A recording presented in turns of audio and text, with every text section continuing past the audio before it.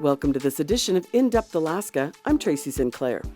With the increased possibility that Mount Spurr could erupt, we wanted to find out what plans are in place in the event of a volcanic eruption in the state. Reporter Olivia Nordyke sat down with Jeremy Zidek, Public Information Officer with the State of Alaska Division of Homeland Security and Emergency Management, to find out. Here is an extended version of that conversation. If you could maybe give me a summary of your role when you're overseeing things like emergency management and sort of what you're looking at in terms of expecting this volcano eruption. Well, as the state's emergency management agency, DHS-EM is responsible for coordinating the state's response to disaster events. And how this usually works is when a local community is impacted by a disaster and it overwhelms their local capability to respond, they can turn to the state. We'll look at the resources that we have within the state, try to address those critical needs. And then from there, if we don't have the resources within state, we can start to ask active duty military or other resources to come in and help out. But all disasters start locally, and then we move to a statewide response and then a federal response if that's necessary. So in the case of the pre-eruption for Mount Spurr, what we've been doing is really taking a look at what the realistic outcomes of a eruption are, and what are some of the things people should do if an eruption does take place. I would love it if you could tell me a little bit about the preparation before an eruption, and like what, I guess, preventative maintenance. We can't prevent the volcano from erupting, but what are you expecting in terms of like preventing panic or preventing more help that might be necessary? First, we want people to understand the type of eruption that could occur at Mount Spurr. And to do that, we take a look back at previous eruptions. In 1992, about 1/8 of an inch of ash was deposited on areas of Anchorage. In 1923, when it erupted, we saw about 1/4 inch of ash. We would anticipate that future eruptions at Mount Spurr, we would see approximately around that amount of ash. It may be a little bit more, but we don't anticipate to see drastic increases in the amount of ash that's coming down. It's relatively minor. We're not talking about a major catastrophe. In the 1992, when it erupted, there were air quality advisories that were issued, and the Ted Stevens, at the time, the Anchorage International Airport, now the Ted Stevens International Airport, was closed for about 20 hours. So there can be disruptions to air travel. It does become a little bit more dangerous to travel through areas where there's active ashfall. And we want people to be aware of the danger and kind of take preventative steps to protect themselves and protect their vehicles. What do those preventative steps look like in terms of like protecting even the value of your vehicle or preparing like filters for your homes? Can you describe what that would look like? Well, first of all, the big hazard that we would see from Mount Spurr is people inhaling ash. And this can be during the ashfall event or afterwards when they're outside and there's high winds can kick up that ash. They might be cleaning up the ash or mowing their lawn, and that can pick up the ash. And breathing that ash in is just not healthy. Breathing any kind of material in isn't good for us.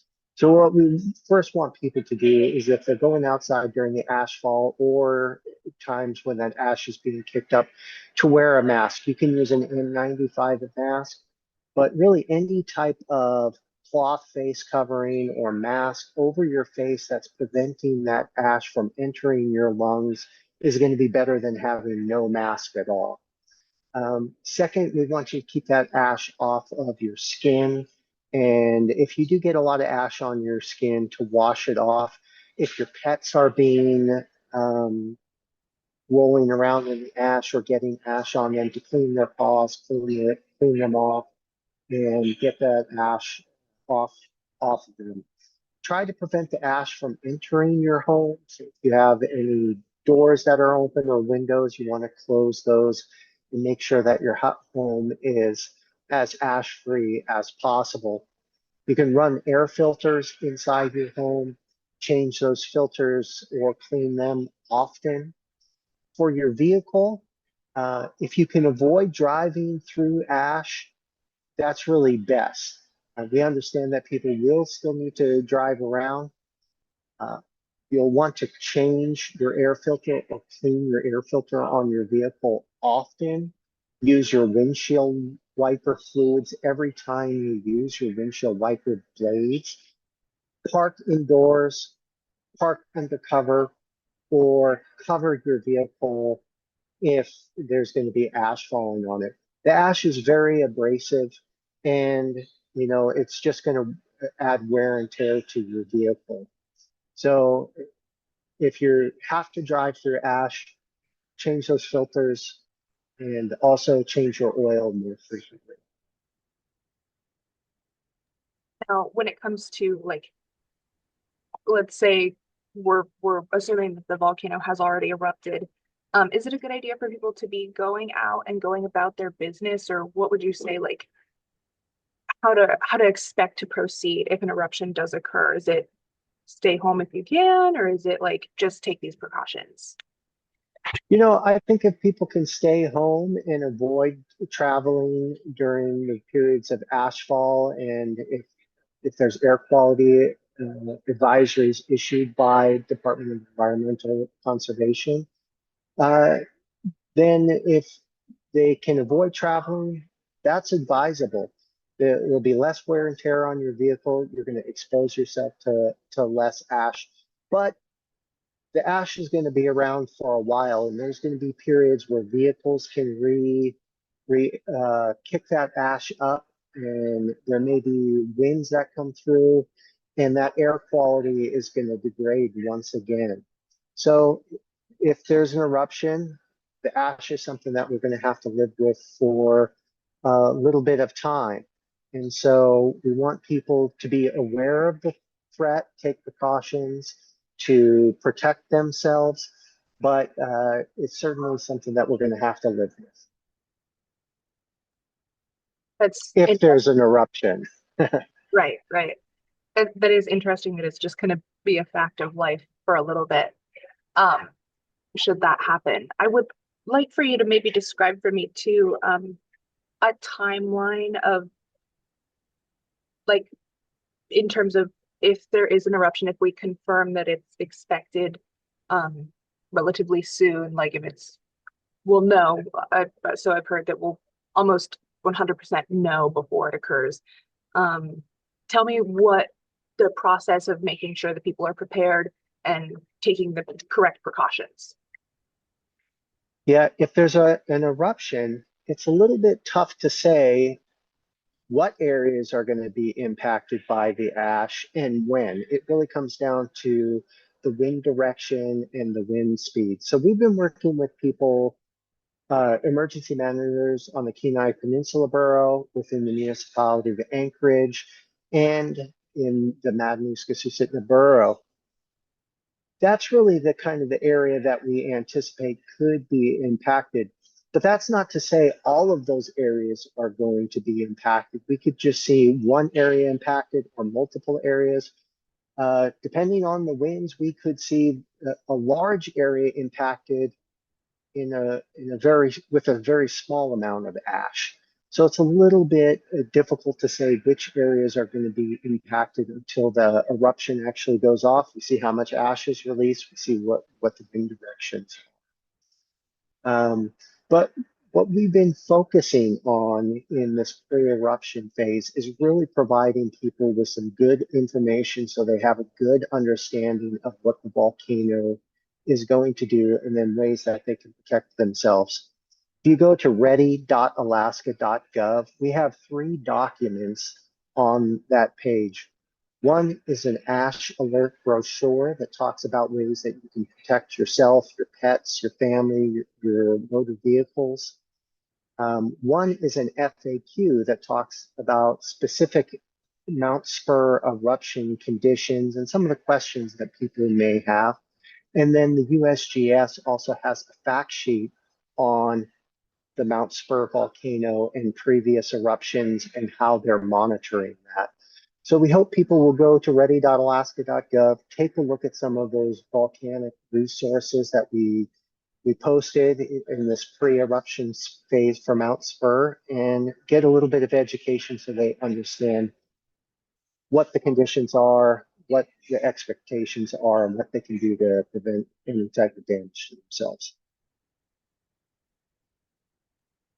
I think I have 3 last questions, and then, I know I've taken quite a bit of time, but I just have so many things that I'm interested in myself.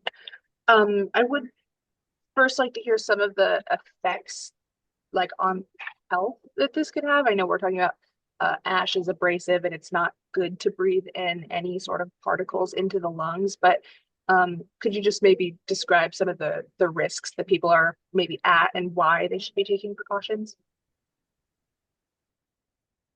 Well, respiratory issues is kind of the primary concern with ash. So people with any type of respiratory problems that are pre-existing may have more trouble breathing. We encourage people to use masks, N95 or other masks when they're outside and they're exposed to the ash. But people with respiratory illnesses may want to consider wearing a mask when they're indoors. Now, they should talk to their physician and consult their medical provider. If it becomes difficult for them to breathe with a mask on, then that's another consideration that they should talk to their physician about. Ash can also be very abrasive on your eyes. So people with contact lenses have also um, mentioned that that can be kind of an irritant to their eyes. So it's recommended that you wear glasses if you have the choice between contact lenses and glasses. Getting ash on your skin can really irritate your skin as well. So if you can get it on your skin, you should wash that off as soon as possible. And then we want to just be extra sensitive around people that are elderly, medically fragile, or very young children, as they might have more difficulty breathing, and take some steps to uh, get them into a cleaner environment and not exposed to as much ash. I know you've said several times, but I just want to clarify, like, are you basically saying like N95 is what you should be doing, but go with a face covering, period, if it's not possible to secure that? But is that preferred? Is that the best way to prevent things? Yeah, N95 masks really kind of offer a really good level of protection. What we saw during COVID, that those N95 masks could be hard to get a hold of. And that may be the case if you see in a volcanic eruption as everyone goes out to purchase those N95 masks. So if you can't get a hold of an N95 mask, a surgical mask, a cloth mask, any type of mask that can filter out some of that ash is better than no mask at all. So you just want to make sure that that mask is tight fitting around your face, no matter what type of mask it is, and that there's not a lot of air gaps in there. N95 is kind of the ideal mask to use, but if you can't get a hold of those, use what you've got. I do think that when you say volcanic eruption coming soon, um, it induces a little bit of panic. It does for me, for sure. Uh, what are you expecting in terms of community response? Are people going to be panicking? And like, what what does that look like? Well, we've been working with emergency managers within the different communities that could be impacted by amounts for eruption. We've been trying to put together some information so people have a good understanding of what a eruption will look like. It's uncertain if the volcano is going to erupt and where the winds will take that volcanic ash. So I would hope that Alaskans would just kind of pay attention to the situation, understand the risk and threat, and then if there is some type of eruption, just to kind of take the appropriate steps to protect themselves. We're not anticipating that this event will be something that prolong or damages our infrastructure, has prolonged interruptions to our air traffic or to our ground transportation.